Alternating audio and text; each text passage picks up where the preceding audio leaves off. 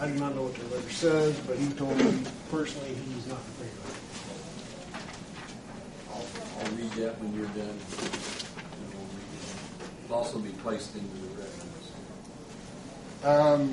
I have a question. The original hearing request saying he's wanting a special exemption for R2. Now his new proposal, he's requesting a business zoning. No. He is zoned R2, and he's not rezoning anything. It's always going to be zoned R2. He's asking for a conditional use to allow a business in an R2 zoning. If that makes sense. Okay, well, just based off here, just requesting business zoning. He's requesting his conditional use. Okay. So with that being said, I was just wondering, underneath the R2 ordinance, it calls out conditions for signage has to be approved. Right. No outside storage of supplies, which, I don't know, to me, that's kind of judgmental. I consider those monuments being outdoor supplies.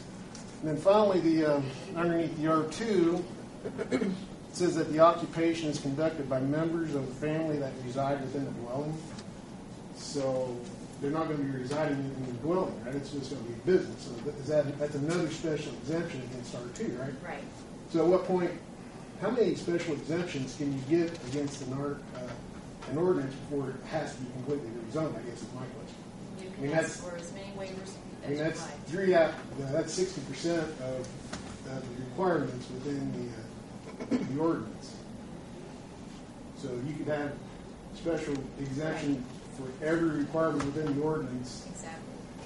But it's only good for them as long as they own the business. Yeah, with the concern I have is the changes he appears to be making, it's not going to have any value as a house. None of the last time there was a comment made that is not a matter of this board. But to me, if the board wants to have a little,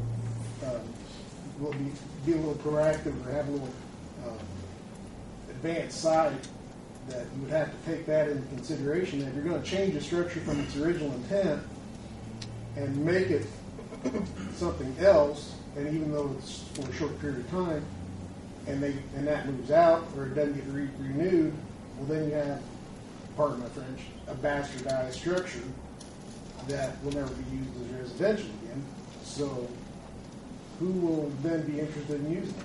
Well, that's not the case. I mean, the outside will still look like a residential home, and then a person can still buy it and fix it up on the inside to make it a residential. But there again, the whole yard, it has very little yard now. The whole yard is going to be a driveway parking lot. So anybody wanting to buy that as a house will not have a yard to speak of. If they wanted to keep it that way, they could, or they could tear out the landscaping. It'd be like me buying your house. Well, I might not want the big garden in the backyard anymore. So I know what you're saying, but that's different because if he puts a paved parking lot in, paved driveway, once again, it's not going to have a yard. So somebody wanting to buy it and use it as a house, what are they going to have? They're just going to have a paved parking lot or a paved driveway as a yard. What value then does it have as a residential house? Well, having the paved driveway, it's more value to it.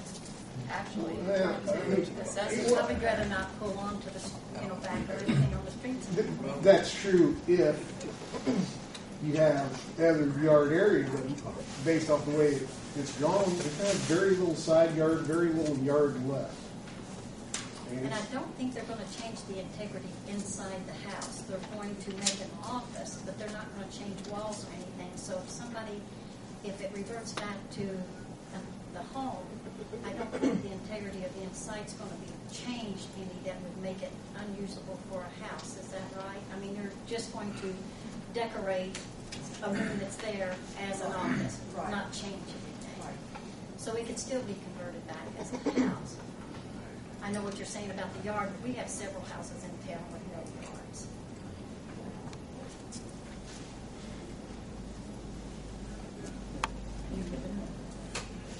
Jim Maple. Several things I'd like to address. The first thing is the pictures here are very well drawn and the like.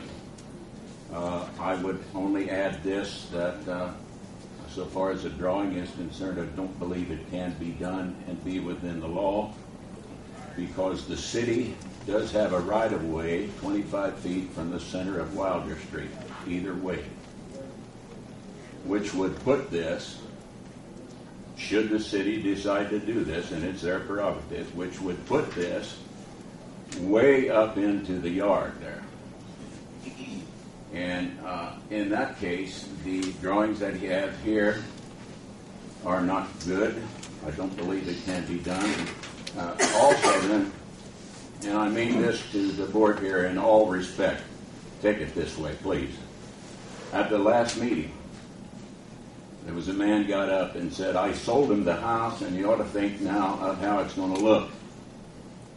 And I resent that, because he had no right to speak here. And I resent it in this way because either indirectly or directly he could influence the vote. And I didn't care for that. Now there's one more thing I'd like to add. If, as Mr.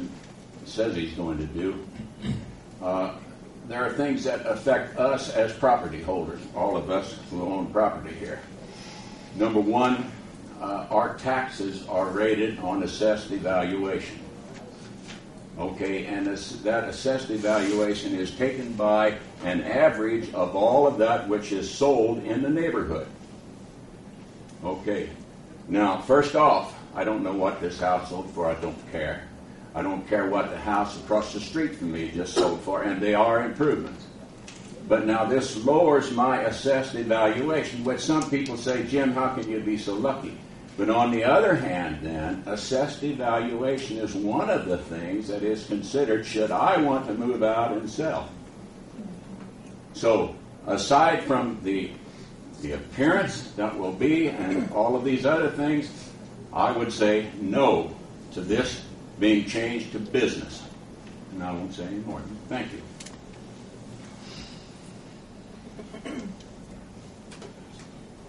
I'll now take a moment to read the letter that was handed to us. This is from Steve and Nancy Zinkley. They live at 102 South Wilder Street. It says, dated January 18, 2011, to whom it may concern. We have no objection concerning your plans except for one. That is, we do not want the planting of tall trees in the backyard of your property that would block our view to Main Street. But we have no objections to a privacy fence not taller than 4 feet. Thank you, Steve and Nancy Binkley. That was the letter that you. Anyone else to speak? I would like to speak. My name is Mark Taylor. I live at 707 East Main Street. And if I could, I would like for you to direct your attention to the photo that shows the driveway on the back page.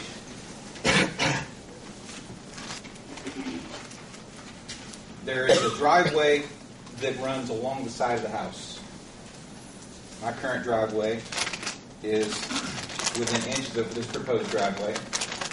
There is less than 15 feet from the edge of my driveway to the house.